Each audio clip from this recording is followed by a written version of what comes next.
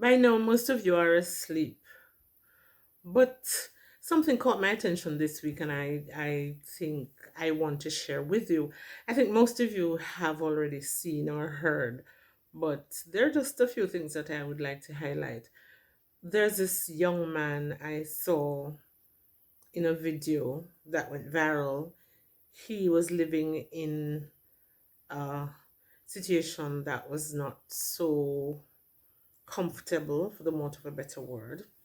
His parents and his sister, they were in a terrible situation, and the young man needed some assistance, and somebody was willing to air his problem, and he apparently had no problem with divulging what was happening to him, making it public, because he figured that if he were able to do that, then he would get the needed help. So he made himself extremely vulnerable, and Jamaica and the wider community just went into action. Oh, jeeps.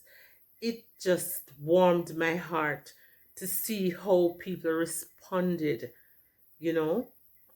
They never hesitated to find out whether this was made up or so. People went and they took things with them and they saw the situation and they thought that they needed to do something and they sprung into action, and is making life more comfortable for him. Albeit a few problems have arisen. This kind of thing happens sometimes because there are some people who are, you know, um, what's the word I want to use now?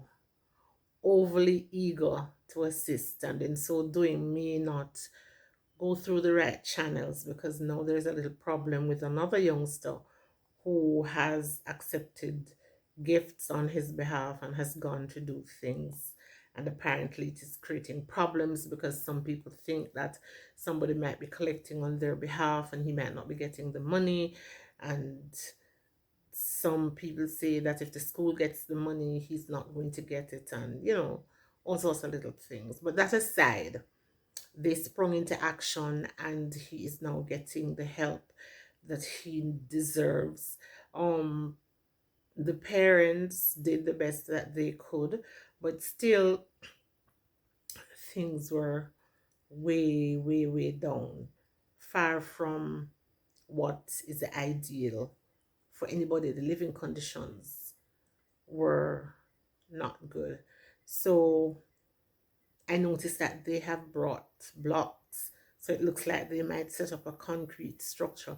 And many, many people from different strata of the society have come in to help. Like, I saw some nurses, police, uh, a gentleman that used to be a principal of some school, and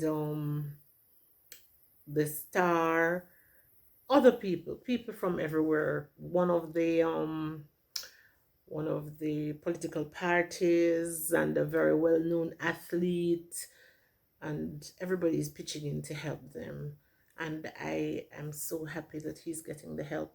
I am affiliated with an organization who wants to help as well, and they've done their research and they're trying to see how they can assist, and that is very good.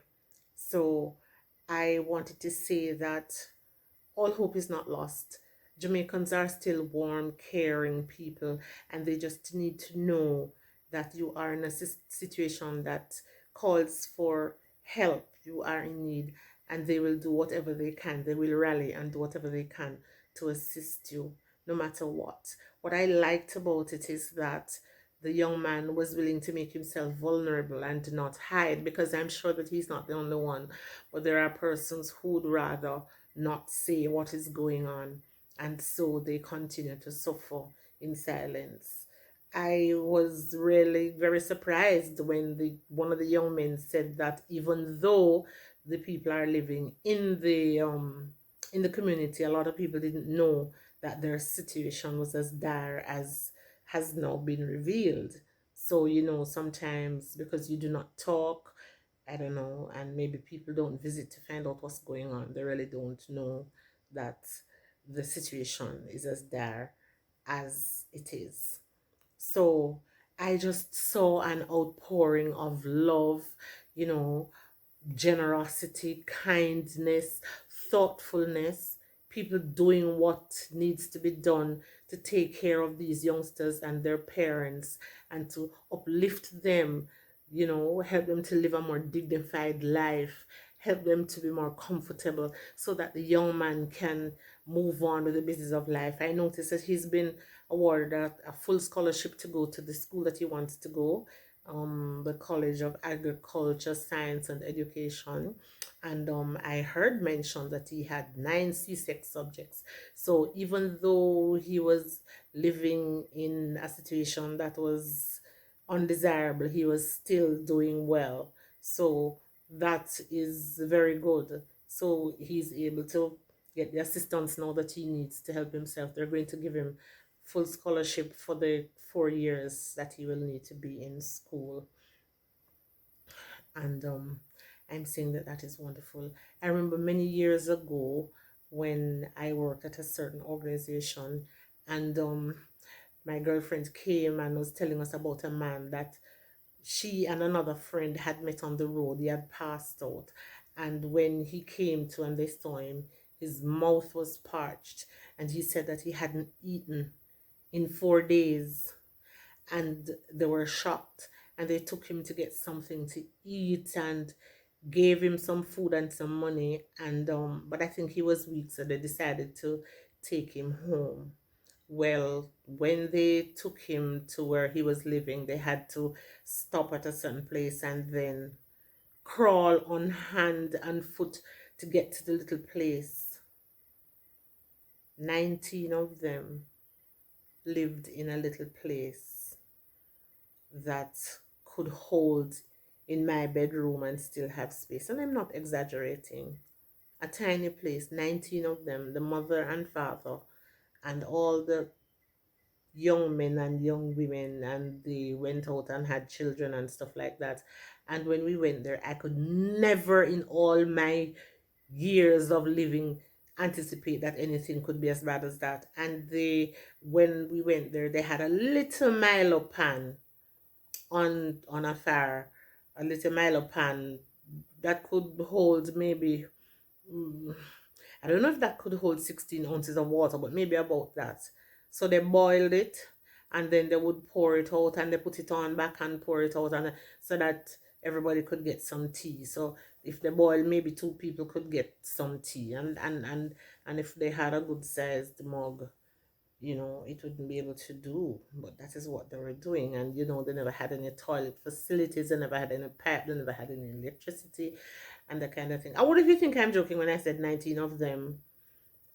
The place, it never even had beds. What they did was just make up something like um boards they nailed together, and clothing was on the boards that they did together, um one side of the room and the other side, and that was basically it. That thing just sat with me for a long time. And when I went back to my workplace, I explained what was happening, and so they gave us material and stuff, and we went up and we built a house for them. We built 2 bedrooms and whatever else we did, and that was amazing. I just felt a sense of well-being. I felt so fulfilled. I was so happy that we were able to help them, and they were tickled purple because when they saw the energy and the love that we put into making this place for them and how we really got to work, they were so delighted that they were going to get out of the poverty that they were in. And we helped to furnish the place, and that lady came to church for a long time. I don't know what happened to them subsequently. I perhaps should check to see how they're doing. But because of the frailty of the father, I think maybe he might have passed since. I don't know. I must check. But let me tell you something. A lot of need is in this country. And while it is not uh, aired, the people might not get the kind of help that they need. But if it is aired any at all, I'm sure that people are here that will step in and show them a lot of love and help them to get the kind of assistance that they need. I'm so grateful for these young people and their parents, and so thankful to my fellow Jamaicans who have stepped in and have decided to help them to make life better for themselves. And I have a strong feeling that this young man is going to make everybody proud. So I just want to say thanks, because that's all I can do, say thanks to you. I don't know how else to, you know, tell you how proud I am of all of you that stepped in and did something.